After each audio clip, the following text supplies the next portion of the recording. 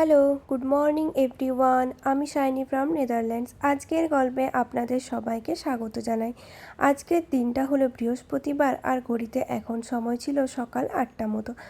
আমরা এখন মেট্রো স্টেশনে ওয়েট করছিলাম মেট্রোতে করে যাওয়ার জন্যে। এখন আমরা যাব স্কিডাম সেন্ট্রামে।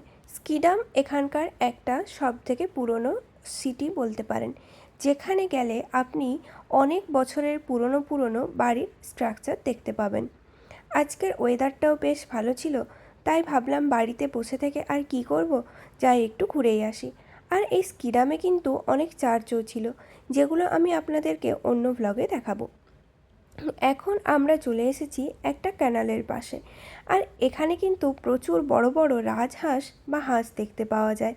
আর এখানকার হাঁসগুলো কিন্তু অনেক বেশি ফ্র্যাঙ্কলি হয়, এরা কিন্তু ভয় পায় না মানুষের সামনে আসতে। দেখুন, আমরা ওদেরকে খাওয়ানোর জন্য গিয়েছিলাম আর সবাই কীভাবে এক এক করে চলে আসলো। এরা কিন্তু বুঝতেও পারে। এখানকার হাঁসগুলো দেখতেও বেশ ভালো, তাই না? দেখুন, চলুন তাহলে এদেরকে একটু খাইয়ে দিই। বেশ আনন্দ হচ্ছিল কিন্তু।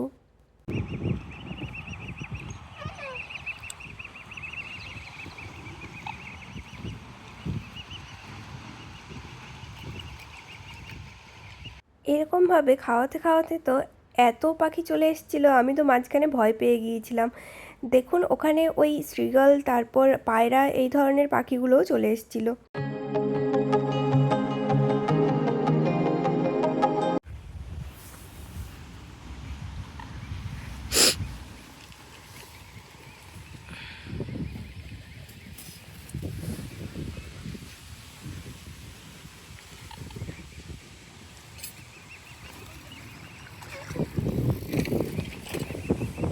পাখিদেরকে খাওয়ানো হয়ে গেছে, এখন আমরা এখান থেকে বেরিয়ে যাব। আর দেখি সামনে আর কি কি আছে। ও, এখনও তো আমাদের একটাও উইন্ডমিল দেখাই হয়নি। উইন্ডমিল কিন্তু এখানকার বেশ ফেমাস। আর এখানকার সব থেকে একটা জিনিস আমার যেটা ভালো লাগে, সেটা হলো এখানকার এই ঘাসগুলো।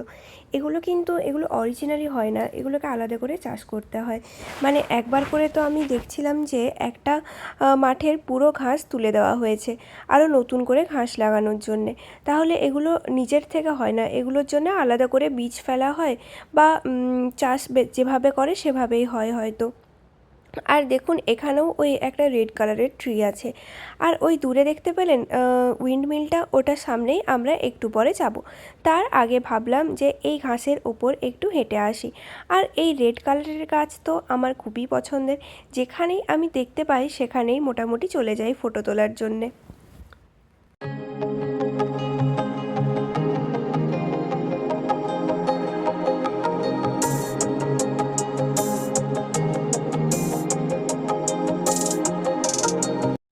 এটা ছিল একটা বাচ্চাদের পার্ক, যেখানে বাচ্চারা ওই বিকেলের দিকে খেলতে আসে।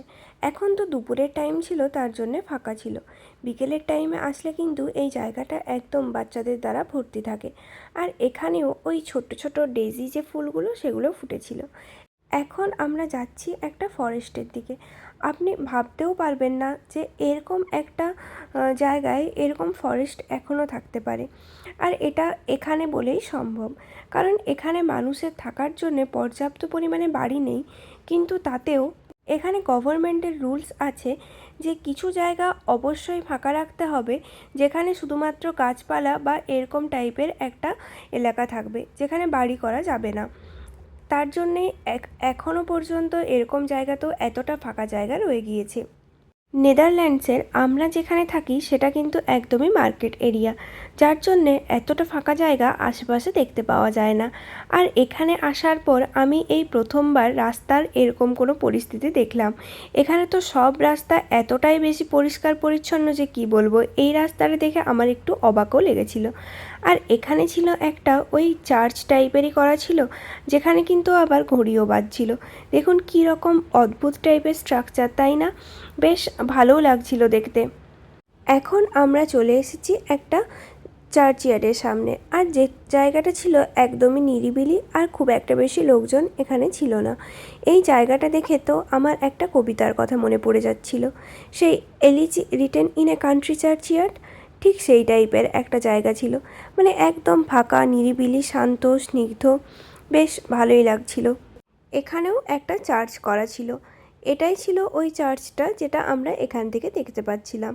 আমরা যদিও খুব একটা সামনে যাইনি। আর এখানে একটা এই সাদা কালারের স্ট্যাচু করা ছিল। চলুন তাহলে আমরা এরপর আস্তে আস্তে সামনের দিকে এগিয়ে যাই। আর যত এগোচ্ছি ততই যেন একটা সেই জঙ্গলের মধ্যে চলে যাচ্ছি। বেশ একটা রোমহর্ষক ব্যাপার, তাই না? আর দেখুন এই ছোট ছোট ফুলগুলো কিন্তু এখানের প্রায় সব জায়গাতেই দেখতে পাওয়া যায়। দুদিকে একদম ঘন জঙ্গল আর মাঝখানে সরু পথ। বেশ অদ্ভুত লাগছে হাঁটতে কিন্তু। আমার যদিও এই সব জায়গাগুলো খুব একটা বেশি ভালো লাগে তা বলবো না, মানে আমার একটা ভয় ভয় টাইপেরই ফিলিংস হয়। আর একটু গেলেই আমরা একটা ব্রিজ পাবো। এখানকার প্রায় প্রত্যেকটা ব্রিজের স্ট্রাকচার একই টাইপেরই, মানে ওই ছোটোখাটো ব্রিজগুলোর। এমনিতে তো রটারডামের সব থেকে বিখ্যাত ব্রিজ ইরাসমাস, যেটা আমি আপনাদেরকে হয়তো আগে ভিডিওতে দেখিয়েছিলাম, আপনারা চাইলে দেখে আসতে পারেন। দূরের যে ঘরগুলো দেখতে পাচ্ছেন এগুলো কিন্তু মানুষের বাসস্থান করার জন্য তৈরি করা হয়েছে, মানে এখানে মানুষ বসবাস করে। ভাবুন, একদিকে এরকম ঘন জঙ্গল আর মাঝখানে কিছুটা নদী আছে, আর সামনে আবার মানুষের বাসস্থানের জায়গা। হয়তো অনেক সুন্দর এই জায়গাটা, যেখানে থাকতেও ভালো লাগবে, কিন্তু 2-4 দিনের জন্যে। এখানে এসে তো সারা জীবন থাকা যাবে না। চলুন তাহলে। আর এই বাড়িটা আবার দেখুন, একদম ক্যানেলের সামনে একটা বোটও রাখা ছিল। আর এদিকে ছিল একদম ঘন জঙ্গল। সকালবেলায় ঘুম থেকে উঠেই একদম পুরো গ্রিনারিতে গ্রিনারি। যদিও এটাও বেশ একটা অন্য টাইপের ফিলিংস হবে। এই বাড়িটা তো খুবই সুন্দর। এটা সত্যিই বেশ ভালো লাগছিল। একদম সামনে সুন্দর বাগান করা রয়েছে। আর দেখুন ওই পাতাগুলো দেখতে পাচ্ছেন, এগুলো তো ওয়াটার লিলি মনে হয়। বেশ সুন্দর লাগছিল দেখতে। আর এখানে কিন্তু প্রচুর গোলাপ গাছও দেখতে পাওয়া যায়, আর বেশিরভাগই হোয়াইট রোজ থাকে। এখন আমরা আবার কতগুলো হাঁসের সামনে এসেছি। এখানে তো প্রত্যেকটি হাঁস তার বাচ্চা সহিতই ছিল।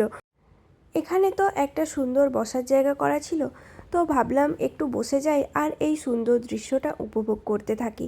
এখানে তো প্রায় 500 মিটার অন্তর অন্তরই ডাস্টবিন দেওয়া থাকে, তো এটা একটা সত্যিই খুব ভালো ব্যাপার।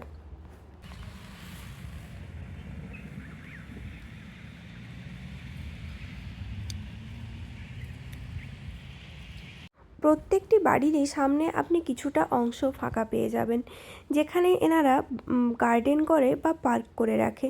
কারণ বাচ্চাদের খেলার জন্যে স্কিডামের রাস্তা ধরে হাঁটতে হাঁটতে আমরা কিন্তু অনেক কিছুই দেখতে পেলাম। বেশ সুন্দর সুন্দর ঘর, সামনে বাগান করা আছে, বা সুন্দর জলাশয়, জঙ্গল, অনেক কিছুই।